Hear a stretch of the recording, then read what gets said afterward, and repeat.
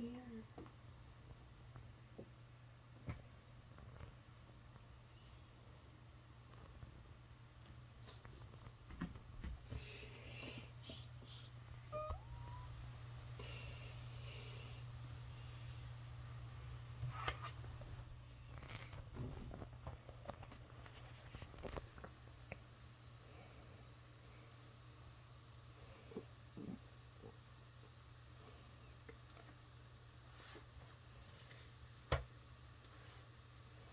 Wait, what passage was?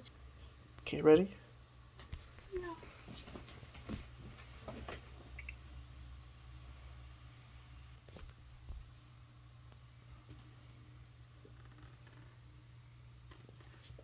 Ugly.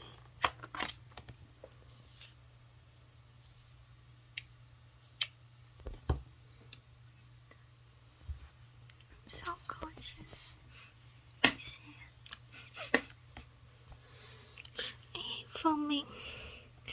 But I guess it's still better than writing. Okay, I'm gonna film. Get that thing off my face, because I'm gonna film. You know, whenever I film, I never look into like the actual webcam.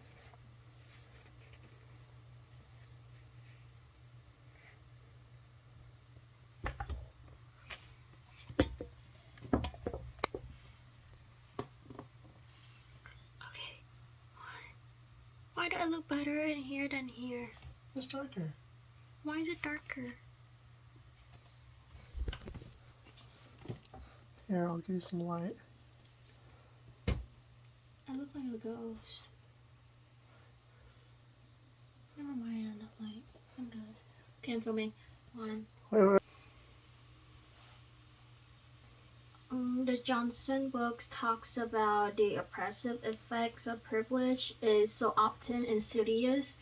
This means kind of like privilege usually comes with oppression, but sometimes people just don't see it. Say for example, in an orchestra, women would seem to be like the normal type that would most likely to play music. So in that case, women would have more privilege, but that also means that the men in an orchestra will feel oppressed because they're not kind of like the norm to be playing instrument. And I think it's really important to understand the system of privilege and oppression as a matrices because, like I said, privilege usually comes with oppression. I'm pretty sure everyone just want to be kind with one another, but it's really impossible to do that in today's society. So understanding how privilege usually comes with oppression, it will help us become more aware of how we treat people, because knowing that if we give someone a little something, a little advantage, that also means that we're taking an advantage, or like we're taking something away from another person. So just understand how these two connect will help us become more fair to one another, and will treat people with more awareness. And privilege and oppression really influence life outcome. Like I said, the example of the orchestra, the men and women in orchestra is like, if you're a woman, you're like a star in an orchestra, and people will most likely to look up to you, and you'll become more successful like in that industry, versus if you're a man, you're like in society, you're not really the type to be playing an instrument or like performing in an orchestra. So there's a less chance that you'll be more successful.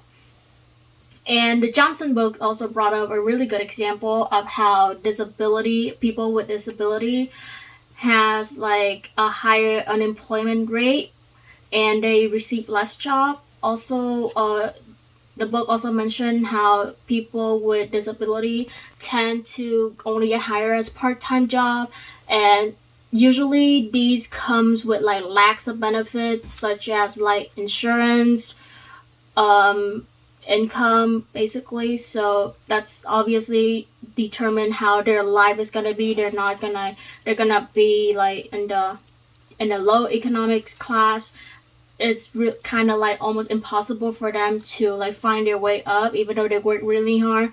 So I just think having like a privilege because of who you are, or because of your identity, and you can also be oppressed because of your identity, really gonna influence your life outcome.